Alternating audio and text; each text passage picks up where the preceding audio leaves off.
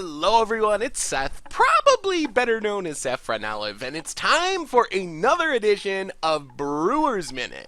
So as you know, this week we got some early spoilers or leaks or whatever you want to call them from Aether Revolt. So today we're going to take some time to talk about perhaps the most exciting Aether Revolt card that's been spoiled or leaked or whatever so far, Yahanni's Expertise. And this card is super exciting, but probably not for the reason you think.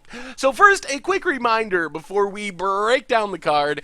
If you enjoy Brewer's Minute and the other series here on the site, it would be awesome of you if you can take a minute, click that subscribe button down in the corner of your screen. It's a great way to support the channel and the site for free. So let's talk Yahanni's Expertise. So first off, it's a 4-mana sorcery, and it gives all creatures -3/-3. So it's kind of a cross between a Flaying Tendrils and a Languish. It's right in between -2, -2, -4, -4. How good that is depends heavily on the format. How many creatures can you kill with 3 toughness, and we'll talk about that as we go along. However, the real exciting part about this card, and I can't believe Wizards keeps doing this, but it allows you to cast a card with converted mana cost 3 or less from your hand without playing its mana cost, and that is, for me, the key part of the card. I think this card, as weird as it sounds, it could be a 4-mana black sorcery that just said you can cast a card with converted mana cost 3 or less from your hand for free without paying its mana cost, and it would be almost as good, at least in older formats, as with the -3/-3. Maybe even better in some cases, but we'll talk about that as we go along. First off, in Standard, the most obvious use is to use Yahanni's Expertise in like a black control deck, green-black Delirium, for example, and kind of wrath away your opponent's board, hopefully, and drop something like Liliana, Transgress the Mind, maybe a Murder to get rid of a big creature that has more toughness. So that's kind of how I imagine it in Standard. There's nothing super broken you can do. So just how good is -3/-3 in Standard? My initial reaction was not very good, but then I looked at the cards that were actually seeing play, and this is at very least a super strong option in certain matchups. If you look at the top 10 cards in Standard, or the top 20 cards in Standard, by my count, about 70% of them, 7 out of 10, 14 out of 20, die all the time to a Yahanni's Expertise. So we're talking about, matchup-wise, things like the blue-white flash deck. You actually kill a lot of stuff. It doesn't care about Selfless Spirit because it's a -3/-3 effect. Reflector Mage, Selfless Spirit, Spell Queller, all that stuff dies to it. Also, amazing against red-white vehicles. Yes, you don't kill the vehicles themselves, which is a downside, but you get rid of Toolcraft Exemplar, you get rid of DePaula, you get rid of Veteran Motorist, and any of the Scrap Heap Scrounger aggro decks gets rid of Prized Amalgam, Scrap Heap Scroungers, all the red-black aggro stuff, Bombat Courier. So there's a lot of stuff that you actually hit with this. On the other hand, there are some big matchups where Yahanni's Expertise is really bad. Aetherworks Marvel does almost nothing. You can get a Servant of the Conduit maybe, perhaps some Baby Spiders from Ishkana, but that's about it. And against Green-Black Delirium, by itself, it's not that great. Maybe, if you're lucky, you can catch a Grim Flayer if your opponent has a bad draw. Seems unlikely, though, because it's usually a 4/4 by turn 4. Doesn't hit Emrakul, doesn't kill Ishkana itself. Kalidas doesn't hit Kalidas, so it really depends on the matchups, and because of that, I think it might start out as a sideboard option.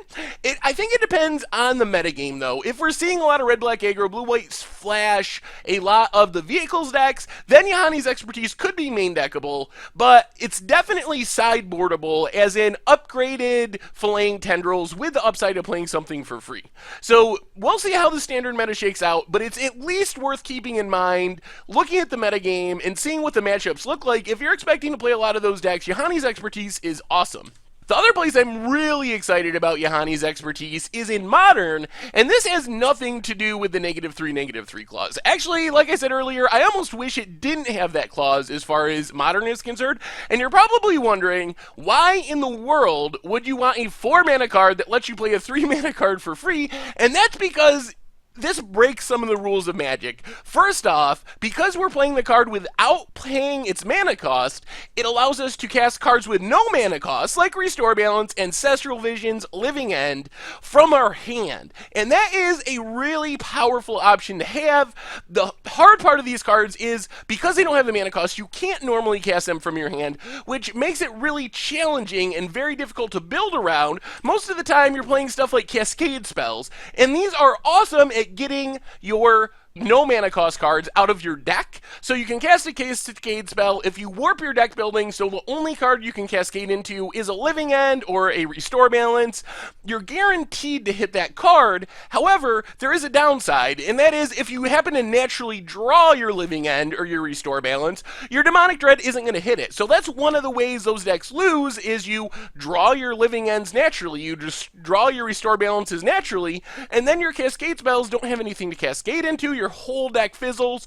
So it's possible that some combination of Cascade spells plus Yahanni's expertise is the way to go with these decks. If you're playing Restore Balance, you can use Ardent Plea to cascade into your Restore Balance, and then you have Yahanni's expertise to cast it if you draw it from your hand, and it's only one additional mana, which is actually a pretty big deal because it means it's too expensive to get hit by the Cascade spells like Ardent Plea, so it does work in the whole Cascade package.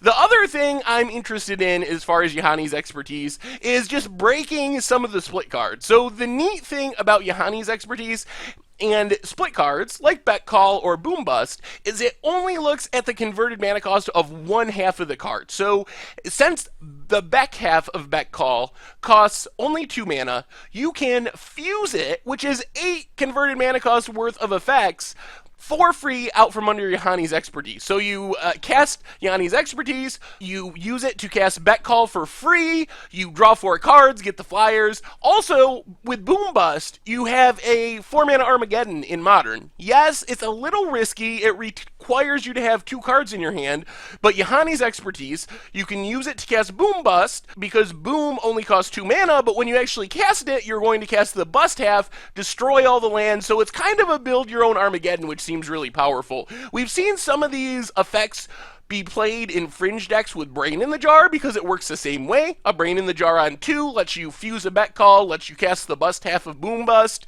for the same reason as Yahanni's expertise lets you play it for free.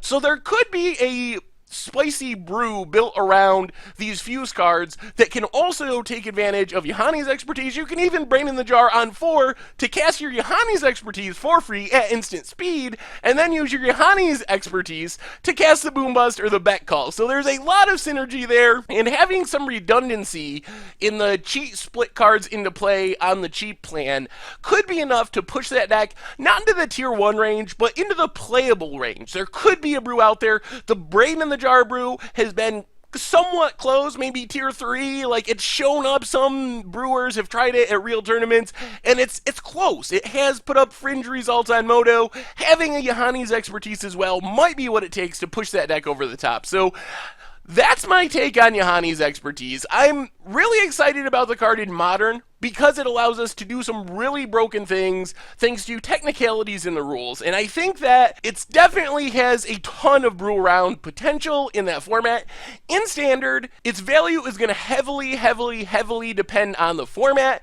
If the big decks are red-white vehicles, blue-white flash, red-black aggro, decks like that where a huge percentage of creatures die to Yahanni's expertise and it gets around Selfless Spirit, then the card could be a 4 of main deck Languish type staple. On the other hand, if people are still Emrakling and Ishkanaing and Kalitasing, Yahanni's expertise is probably sitting in the sideboard because there isn't a broken combo for Yahanni's expertise in Standard. You're pretty much using it as a pseudo wrath slash sweeper. Think of it like an expensive Anger of the Gods almost, with the upside of getting to play Liliana or a Murder or a Transgress the Mind for free out of your hand, which is reasonable, but it's not really broken. Anyway, that's been our Brewers Minute for this week. Thank you very much for watching. I hope you enjoyed the video, and I will talk to you soon.